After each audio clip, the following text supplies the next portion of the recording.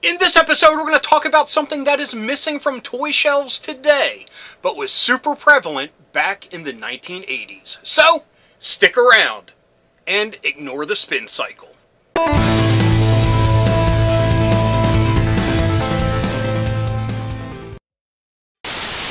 Hello, fellow dorks and dorkettes, and welcome to Nostalgia Syndrome. My name is Rob, and as you can see, I have shopped at Hot Topic recently.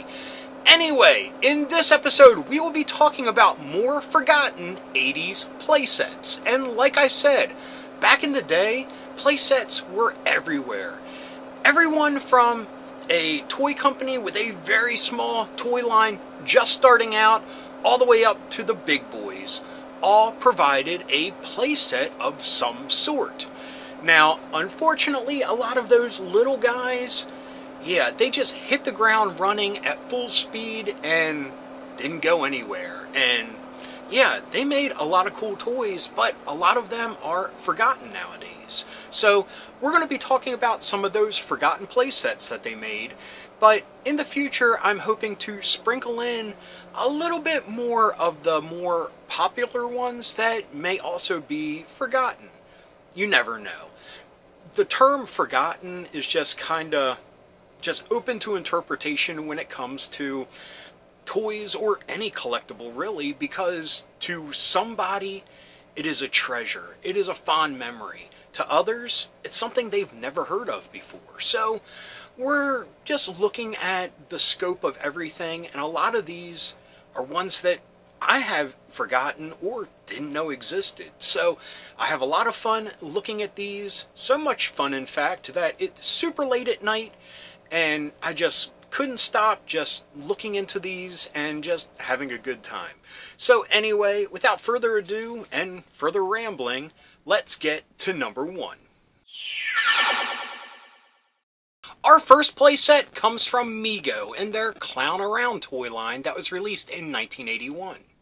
Now, the Clown Around toy line were small little PVC figures, very reminiscent of the Smurfs, which were also hitting American stores around this same time. But I will give the points to Smurfs because the little figures that we know and love today were actually released throughout Europe in the 1970s. So I can only assume that Mego was trying to jump in with their own brand of Smurf-like figure because the clowns held down different jobs and had different shticks, like being a samurai or a Dracula or a disco legend. Anyway, these clowns needed a place to call home, so they released the Clown House. And yes, I know this is a term that could also be applied to Twitter today, but this is an actual little house made specifically for clowns, even though it doesn't really look like it. Now, this actually came with a Ma Clown and a Pa Clown, 2 beds, a table, and different types of stickers that you could use to decorate the inside of this house. Okay, honestly, this is a cute little cottage that you could use for any toy line of that specific size. It's really cute, and yes, the colors are very bright and jarring, but that adds to the charm of it. I think so, at least. One thing that I saw that made me really nostalgic was either on the top or the bottom of the box, there were little cutout, fences and hedgerows. This is something that you don't really see a lot of anymore, just like playsets, that they would have a cutout cardboard accessory. Back in the day, I can remember getting whole books of punch-out like houses and accessories for your action figures. So seeing this really took me back to that era where I just loved all that really cheap stuff that I could add to my Playtime universe. Now, Clown Around had some kind of problematic characters within the toy line, and I'm hoping one day to take a deep dive into the whole Clown Around universe because it kind of fascinates me. I mean, especially, like I said, they have samurais and Draculas running around. These clowns are really awesome. I mean, there's a samurai clown. How can you go wrong with that? Our second playset allows you to relive all the glory of sweeping the leg in the All-Valley Under-18 Karate Tournament. That's right, it is the Karate Kid Competition Center, released by Remco in 1986. Now, This is a really no-frills playset, but it has some really neat aesthetics if you really wanted to take your Karate Kid action figures to a real-life locale other than an alley and a canning factory playset that we saw in earlier episodes. Yes, this is the All Valley Tournament playset, Competition Center as it's called, and what you get is a mat pretty much, a red mat, and a scorecard. But it also comes with the referee, and honestly, it's a pretty good likeness to the actor that portrayed him in the movie. Like the Clown Around house, this also features an item that you can cut out on the back of the box so you can have a full sold-out crowd to watch you crane kick Johnny in the face. I mean, as far as playsets go, it doesn't really have a lot to offer, but if you were a Karate Kid fan, this is really cool because it is an actual, thing from the movies. I mean, not to take anything away from the, cannery playset, but this was a very iconic scene from the first movie, played again in the second movie, played again in the TV show. So it is like the foundations of the Karate Kid universe. So that's pretty cool if you wanted to add something like this to your collection.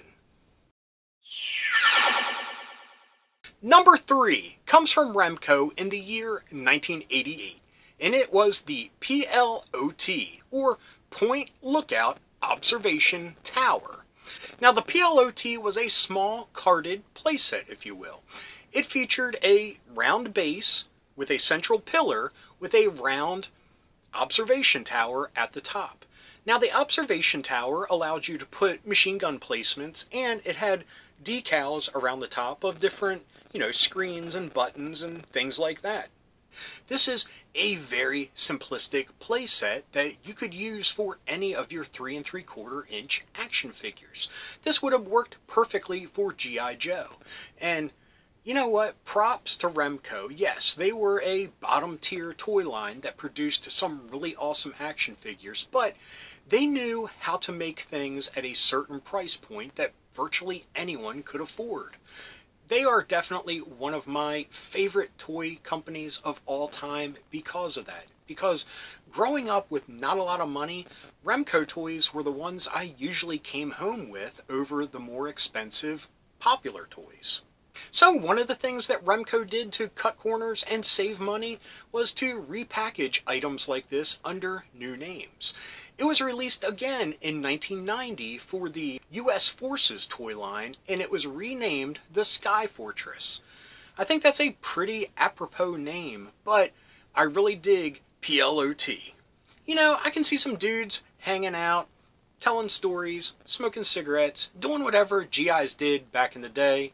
And, this dude's telling a story. And all of a sudden, the commanding officer comes running up and he's like, "Get to the plot!" And he's like, "I'm trying to, but you're not letting me finish my story." And he's like, "No, idiot, the PLOT, Point Lookout Observation Tower." And he's like, "Oh, silly me."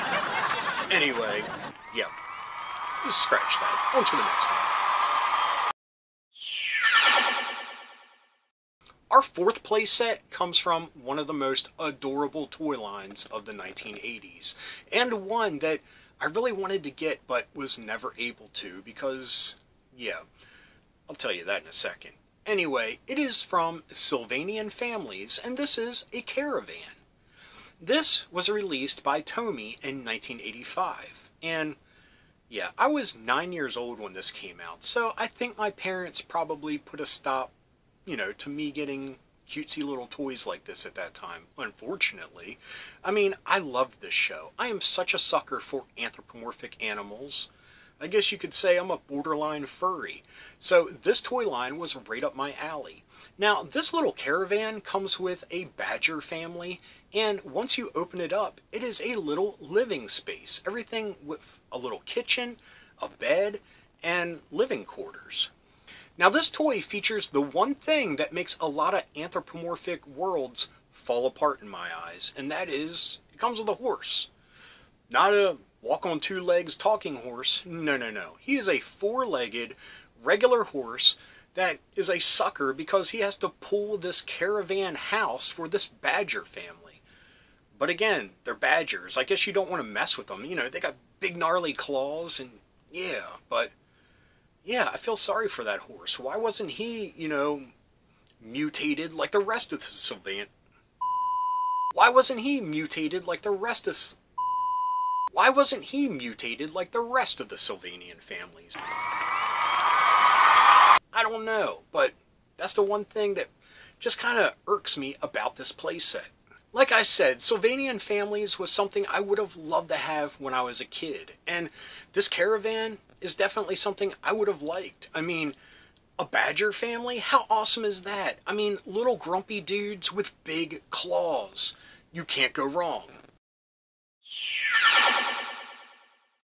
I am really sorry, but our fifth and final playset is from another cute toy line.